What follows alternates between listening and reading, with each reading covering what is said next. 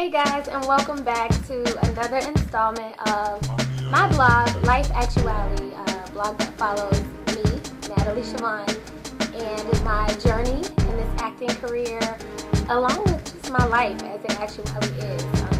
The last time I posted a video, and I kind of touched on the fact that I'd be doing a follow-up review of The Best Man Holiday, which was about to come out the next day, so I'm back. And I'm going to make this quick. First of all, great film. I mean, amazing film. Rarely do you see a sequel that comes back and people say, oh my god, that was as good or better than the first movie. So, off bat, great movie, go see it if you haven't already. I'll just touch on a few things. First of all, cast. How amazing is it that they got the entire cast to come back and do this film? That just doesn't happen, I don't think, too often in Hollywood, because people get big heads and they go different ways. They just kind of stray away from the acting life, or, I don't know. Several of the cast members have done some amazing things since The Best Man, so it was just really nice to see them all come back together. I think the movie picked up great, as if you just dropped back in these characters' lives and saw them as they would have progressed naturally. So I felt like it was organic and just very seamless at how they picked that back up, for the most part. I still have issues with how they brought Shelby back. For those of you that seen it, now she was a line sister of Nia Long. I don't know, kind of weird. Speaking of weird, oftentimes when I'm watching films or TV or Vine videos, YouTube, whatever, people in the film will do something and I'll feel awkward, like embarrassed, like I'm in it, or like I did something wrong. And The Best Man Holiday gave me one of those moments. Not to say too much, because I don't want to give too much away for those people who haven't seen it, but there's a scene where Monica Calhoun's character, Mia, begins to sing to the camera. I don't know. Maybe it's something you'll have to see.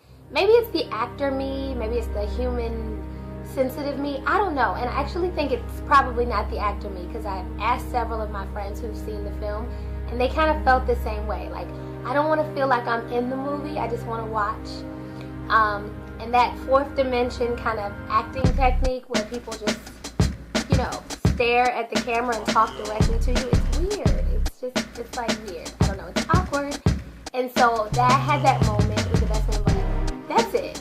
I mean, this movie was great. Of course, if you've talked to somebody who's seen it, you know it's a tearjerker, so take some tissues if you haven't seen it yet.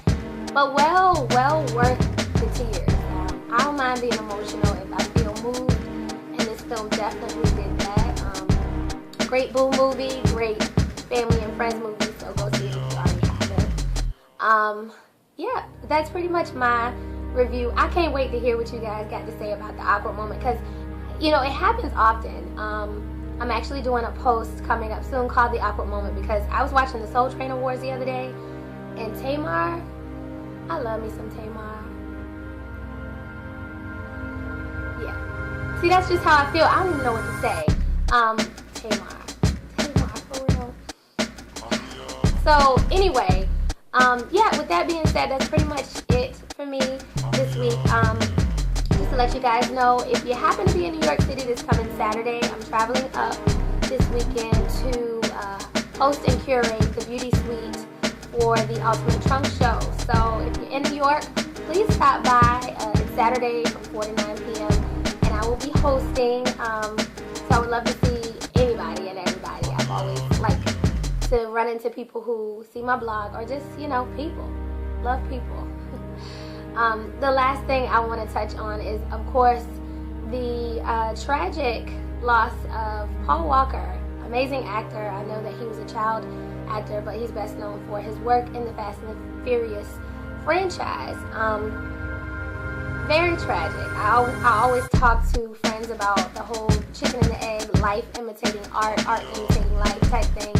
So expect some kind of commentary and feedback on that whole concept in future vlogs. But I just want to say, yeah, tragic loss. And I want to recognize Roger Rodas, who is the gentleman who passed away with Paul Walker in the accident. A lot of times actors get all the recognition and people kind of forget about, you know, the other tragedies that other people who have lost their lives involved in some of the same situations. So Roger Rodas was known as like a racing enthusiast, pretty good guy from everyone that talks about him. He was in financial wealth management. That's actually how him and Paul Walker knew each other, and he is survived by 2 young children. So my prayers go out to the family of both gentlemen, fans, friends, and hope that, you know, you guys heal soon and that your hearts are warm and know that they won't be forgotten. So